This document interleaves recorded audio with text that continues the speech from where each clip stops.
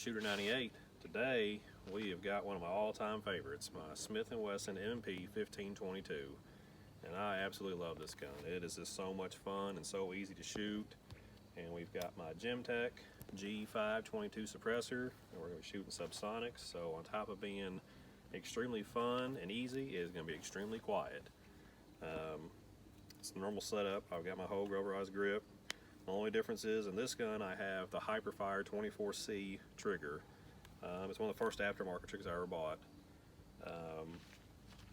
It's a great trigger, don't get me wrong, it's a great trigger. The reason why I put so many of the velocity triggers in my guns is they're about $100 difference, and I think the velocities are pretty close to being on par with them. But with that said, this trigger is an awesome trigger, and it comes with 3 sets of springs where you can adjust it. I got mine set, I think, at the 3 pound, and then with the boot, it's supposed to be actually a little less than 3 pounds. It's an awesome trigger, don't get me wrong. I just really like my velocity triggers, but I've never switched this one out because it's a good trigger. Got my Vortex Strike Fire 2 red dot, and I have a Rogers Super Stock on here for my buttstock. I want to try it out. I found one of them. It's pretty cool, like it. Other than that, it's like I said, it's one of my absolute favorites. It's actually the first gun that all 3 of my kids shot, and they still love to shoot it. So maybe one of these days I'll be the camera person, let one of them shoot it. Anyways, let's go ahead and put a mag through it and see what we got. I was going to say one drawback, though, probably the only drawback to this gun, shooting it suppressed, obviously, and it being a 22, it does get extremely dirty, and if you let it get too fouled up, it will start jamming. I mean, it's a semi-automatic 22, and it will get dirty, the suppressor. So that is one drawback to suppressing it. But let's go ahead and shoot.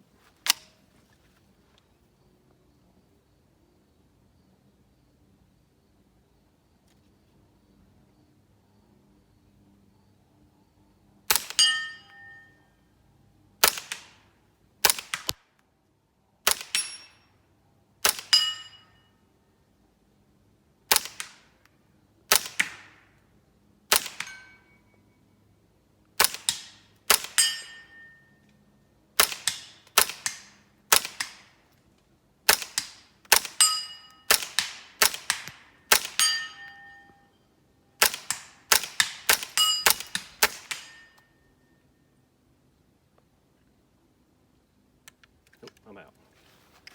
Alright, put another mag through it. I'll try the 60-yard target here.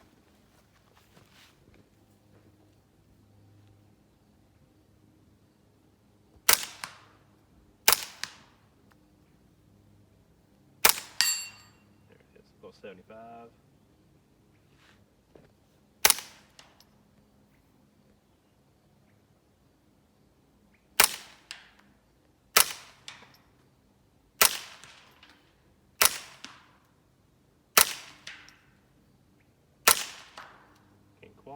Get down at 75.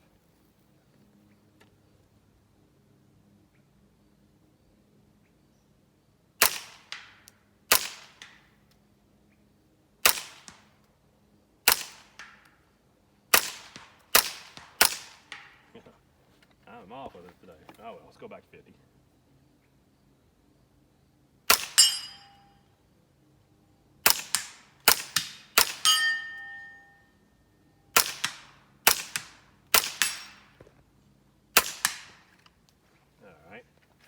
This last mag, I'm going to sit down here at the rest, and we'll actually push it out to 100 yards and see what we can do at 100.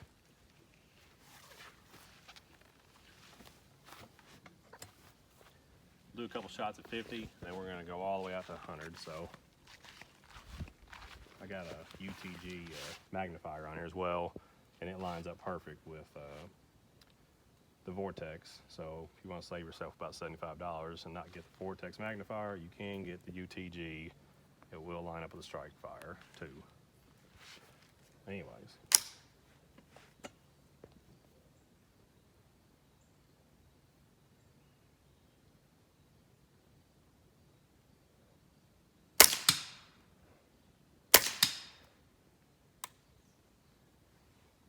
Yeah, jam.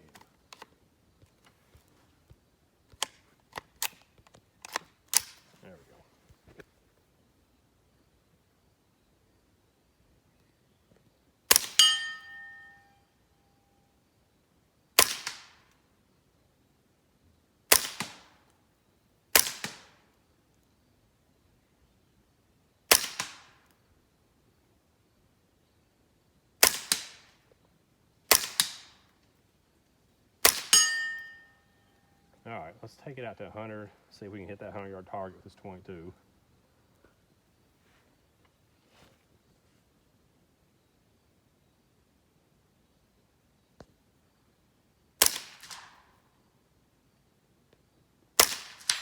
Got it. Put the magnifier where I can see a little better.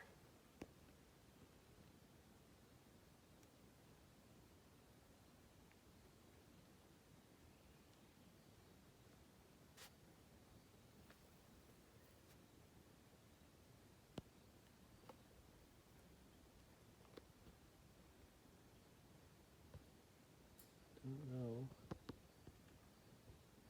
In this light, they'll find it. It's really different looking through a magnifier behind a red dot. Out there in my gun range, where it's out there in the woods, it's a little darker. Can't quite pick it up with the magnifier out there right now, this time of day. There it is.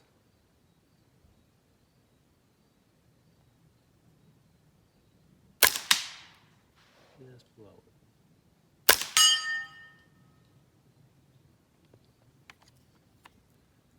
All right. Try the 100-yard target again.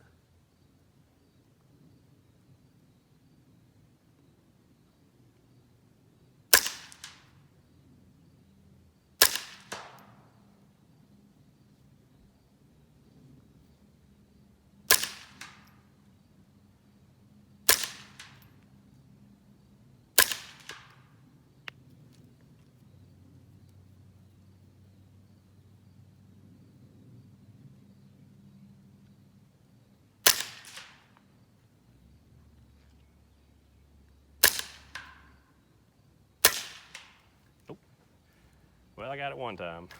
We're out. There you have it. That is the Smith&Wesson M&P 1522. She's a little fouled up already. It's just a ton of fun to plink with. It really is. It's one of my all-time favorite guns. I didn't shoot real great today, I'm not gonna lie. I was a little shaky holding it.